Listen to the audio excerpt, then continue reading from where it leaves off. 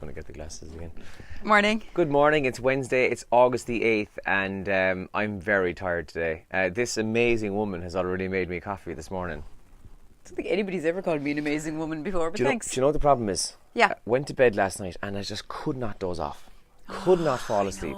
Now, granted, I did have the TV on for a bit. Oh, yeah. But, I just couldn't. And then, on the hour, every hour, I was kind of waking up and I'd pick up my phone and be like, oh...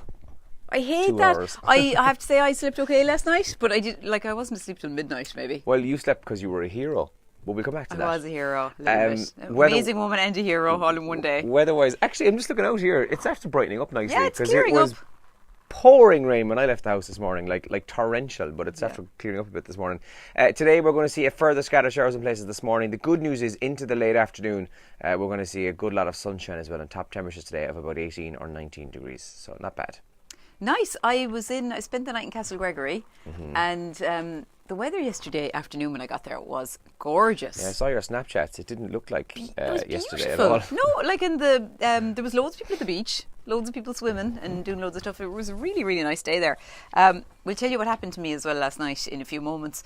First, though, let's check out some of the trends this morning that you're waking up to. Women Inspire is trending again, and that was trending last week as well, Andrew, right? Mm-hmm. So this is all about female entrepreneurs, and there's a hashtag Ask the Expert as well, so you can speak to female entrepreneurs on Twitter. Ackley Bridge is a new TV series on Channel 4. It's a school drama, and it's been described as Grange Hill with a mobile phone and a northern accent. So that's trending. I think it's trending for good reasons, yeah? Yeah, I've seen the ads for it, but did it finish last night, I wonder? Oh, maybe that's it. Yeah, so it's set in a multicultural school, and everyone's talking about it today for some reason. Arsenal trending as well. So Stan Kroenke has struck a deal to take full control at Arsenal, which has angered some fans. 2.3 billion euro the club is now valued at. Yeah, the lad who's pulled out, or the lad he's taken over from, apparently is looking to invest in Everton now. I read that this morning. Oh, okay. I don't know. He's a Russian lad. Yeah. What are they called? The really rich Russians. Anyway, and also I just went blank. Yeah. Ireland AM is also trending, and in particular, Minister Mary Mitchell O'Connor, and that's because she launched a report yesterday morning on sexual consent among third-level students, and there's a lot of talk about that as well online today. In the papers this morning, the Times Ireland edition says FAI is set to sever links with betting companies, which can only be a good thing. Addiction concerns prompt sponsors crackdown. The GAA have done this, haven't they? They no longer take drink, and certainly drink anyway, but I think betting advertising doesn't appear around Croke Park. Yeah, well, if you look at the Premiership, how many of those, not just jerseys, but in the stadiums, they've got betting companies. But sure, and exactly that. When Sky Sports take a break, like the first ad is normally odds for the next goal scorer. Yeah. So that's in the Times Ireland edition there this morning. The Examiner then says, Creed, farmers must plant forests. All farmers will have to plant a portion of their land with trees if Ireland is to avoid multi-million euro fines, the Agriculture Minister Michael Creed has said. And a young bubbly boy who was full of energy. This is the story about the funeral of the young 13-year-old Morgan Pinder, who died in a single vehicle crash in the island off Mayo at the weekend on Clare Island.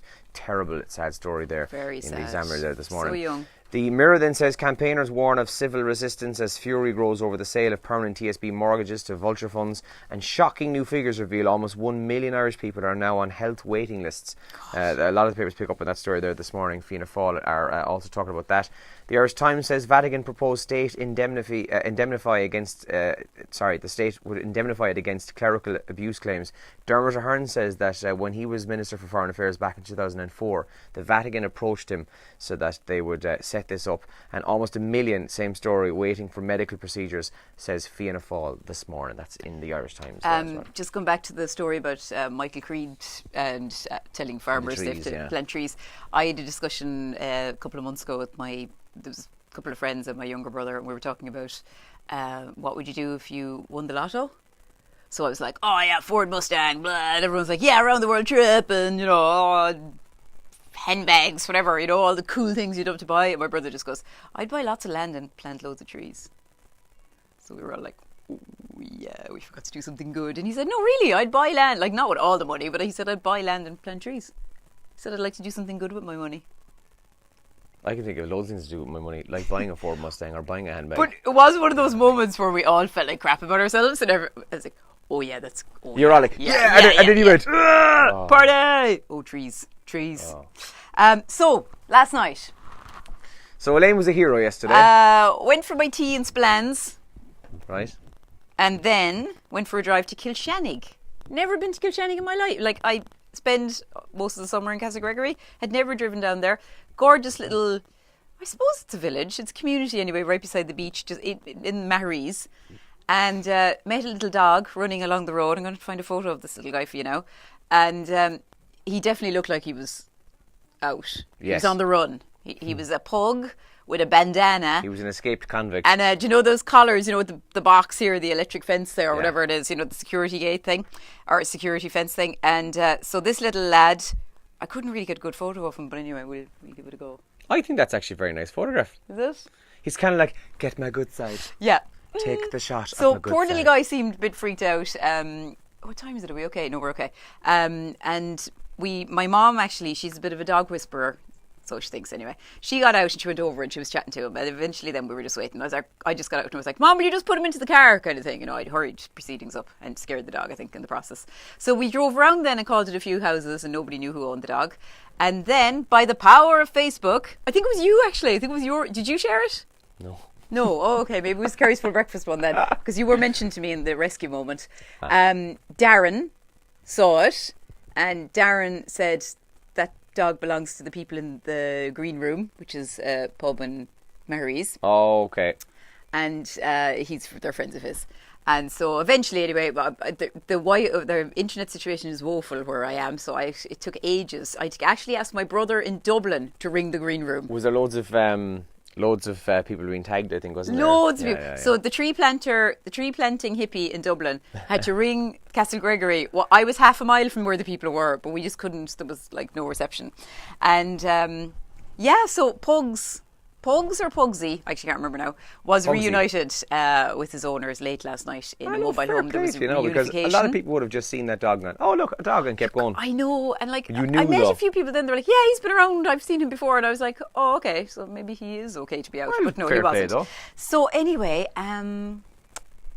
my daughter then had grown attached to the dog in the 2 hours that we owned him, and so she was very upset about giving the dog back. Oh, no. So then, she had to get into the bed with me, and then she asked me, could she have a dog and all this, and I had to hold firm and say, no, we can't, we've got a cat, and now we've got a goldfish, I'll tell you that. What time is that?